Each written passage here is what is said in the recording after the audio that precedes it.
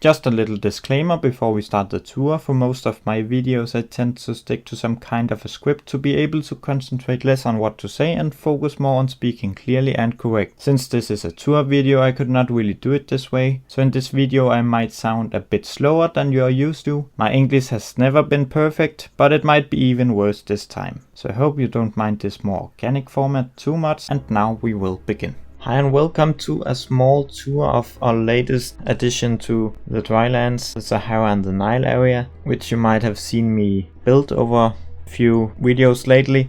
We are starting out here in the small area which is kind of between our two different African areas in this park. First we got an enclosure for aardvarks. This is quite an old enclosure. It used to be for meerkats. Then later I turned it into something for aardvarks, and now I just did some minor changes to it again to make it fit a bit better into the style of the rest of the part of the zoo. So it's a small little corner here, and you can see them rest in here if you are lucky. And then we got quite a lot of warthogs by now. I need to get rid of some of them, but they got this little pit-like enclosure down here. I've also been working on some signs for this part of the park. I want to have similar styles of signs for the whole park, but I started out down in this part now.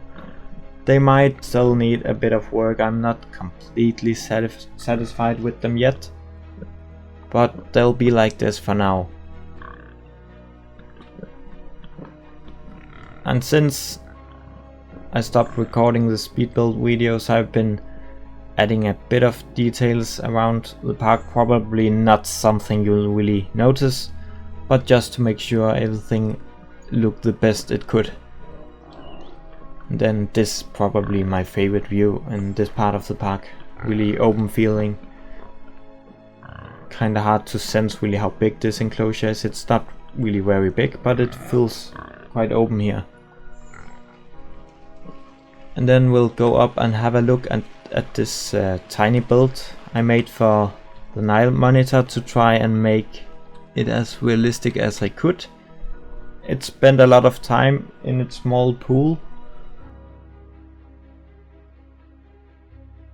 but I think it turned out quite alright. I would have liked some more details in here, but it was quite hard to do when I also wanted the hitboxes to be somewhat usable. We have another view down here. Next enclosure is in here, and here you can also enter the area. And through this tunnel, which needs some work, you'll get to the other African area, which we will not be looking at today. We got a custom bridge here, and then we got the zebras and ledways.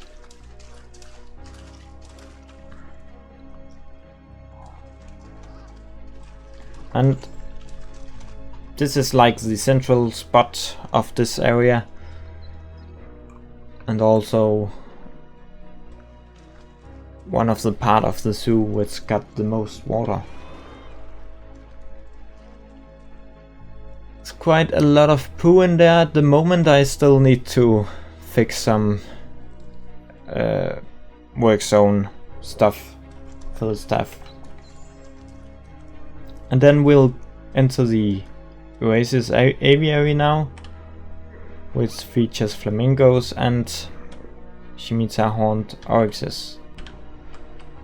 So now we're inside. You can see we got mess all over.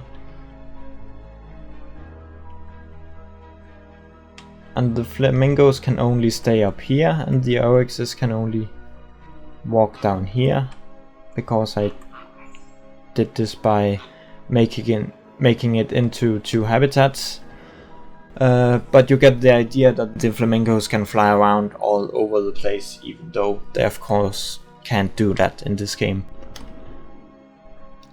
And we got another look in here, and since we're in the aviary, we got to look inside here through the mess.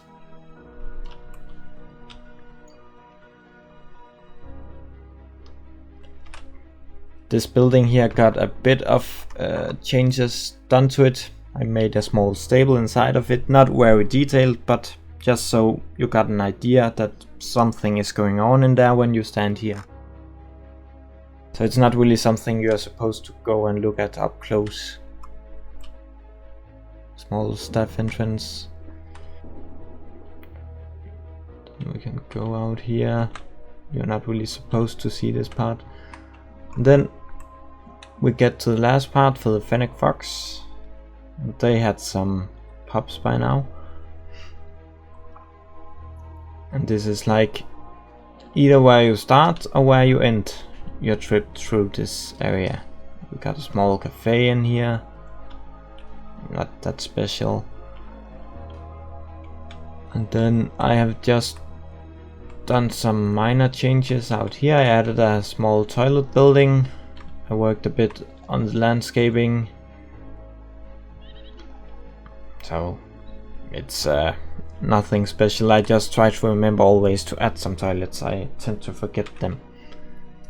And then there is a small staff area here with a backstage holding. So you can have a zebra in here or a leadway. Again, it's quite simple, but backstage parts are like that.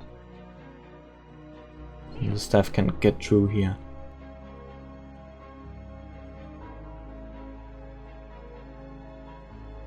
So I think that will be it for now, and then I'll just make a bit of some cinematic overviews of the whole thing here at the end, I think, and then that will be this part of the zoo for now, and then we'll move on to the rest of the zoo and make it more into the style of this, like with more details, more plans, so a bit more up to my current skill level. Of course, I really think this turned out pretty great, and it seems like a lot of you think the same.